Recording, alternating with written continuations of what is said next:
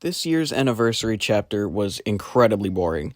Don't get me wrong, I like the anniversary as a whole. I think the Dredge has an interesting visual design and cool lore. The event is fun, I like the upcoming balance changes, and the new cosmetics are actually very cool. But the Roots of Dread chapter didn't live up to what anyone was expecting. During this video, I will not be covering Hattie or the Garden of Joy. I don't know enough about survivor mechanics, and I really don't care for the map. Where do I even begin? This chapter isn't a license. That's not a deal breaker by any means, but look at the past 4 years. Year 3, Ghostface, huge license. Year 4, Silent Hill, huge license. Year 5, Resident Evil, huge license. Year 6, Dredge. It just doesn't fit into the theme the anniversary chapters have had for years. You see all these past licenses and wonder who could possibly be next, only for it to be some random island's unconscious thoughts. It's an interesting idea and one that we haven't seen from Behavior before. But look at these chapters before and after this one. The Ringu chapter before, and Resident Evil Part 2 after. Behavior decided to put the least exciting chapter as the anniversary.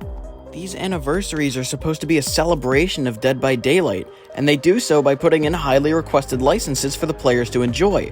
All they had to do was make Ringu the anniversary, and I wouldn't be wasting my time making this video. Even if I did care for this chapter, and I don't, everything got leaked before the chapter was announced. Dredge, Hattie, and the Garden of Joy all leaked a full month before any of the details of the anniversary event were announced. I knew Dredge's abilities way before release, and I was excited for them, but there was no surprise to any part of this chapter. It made it feel less exciting.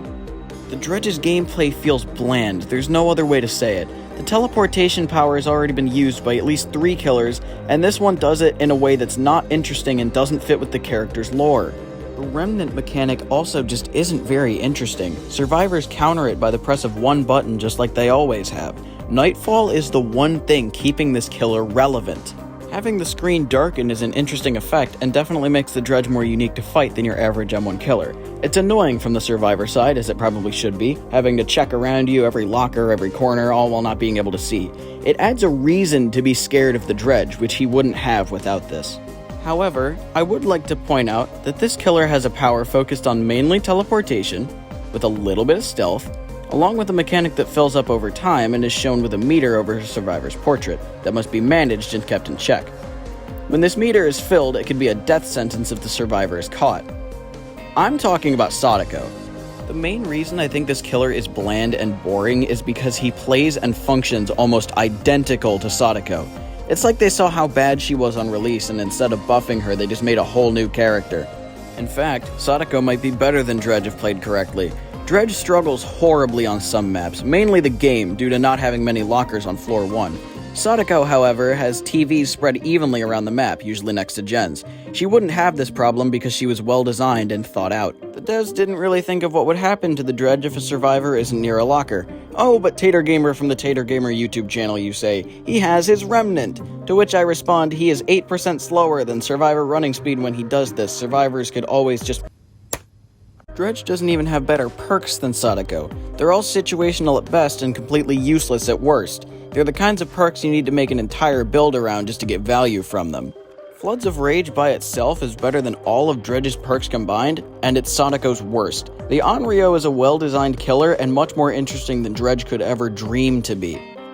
So, as a recap, Dredge should not have been an anniversary killer. For every other anniversary, it's been a highly requested horror license, which Dredge isn't. Playing him feels boring and uninspired, and fighting him is pretty much a joke unless you have the same amount of brain cells that I do. If you're considering buying Dredge, please just buy Sadako. She's more interesting and more fun to play, as well as also being a little easier. Dredge isn't worth the money, and he never will be unless he gets a complete rework.